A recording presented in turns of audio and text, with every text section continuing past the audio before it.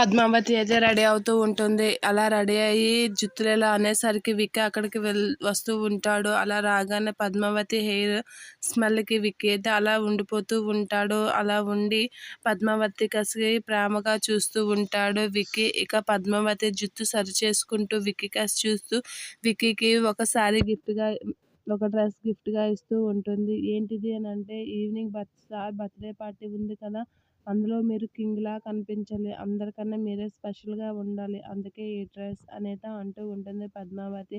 ఆ మాటలకి విక్కీ అయితే పద్మావతి కసి ప్రేమగా చూస్తూ ఉంటాడు. ఇక పద్మావతితో విక్కీ అయితే ఇలా అంటూ ఉంటాడు, నేను కూడా నీకు గిఫ్ట్ తెచ్చాను అని చెప్పి ఈ చీర ఇస్తూ ఉంటాడు. ఇది ఈసారి నువ్వు ఈవినింగ్ పార్టీలో కట్టుకోవాలి అనేత అంటూ ఉంటాడు. ఆ మాటలకి పద్మావతి ఆ శారీని చాలా హ్యాపీగా తీసుకుంటూ ఉంటుంది. నచ్చిందా అని విక్కీ అడిగేసరికి, మీరు ప్రేమతో మొదటిసారి తెచ్చిన చీర నచ్చకుండా ఎలా ఉంటుంది, నాకు చాలా బాగా నచ్చింది, బాగా ఉంది అని చెప్పేసి అంటూ ఉంటుంది. ఆ మాటలకి విక్కీ అయితే పద్మావతి కసి అలా చూస్తూ ఉంటాడు. ఇక పద్మావతి కూడా విక్కీ కసి చూస్తూ చాలా బాగుంది, ఇంతకన్నా స్పెషల్ గిఫ్ట్ నాకు ఇంకేం ఉండదు అని చెప్పేసి అంటూ ఉంటుంది. ఇక పద్మావతి విక్కీ అయితే రెడీ అయ్యి బాస్ బర్త్డే పార్టీకి అయితే వెళ్తూ ఉంటారు.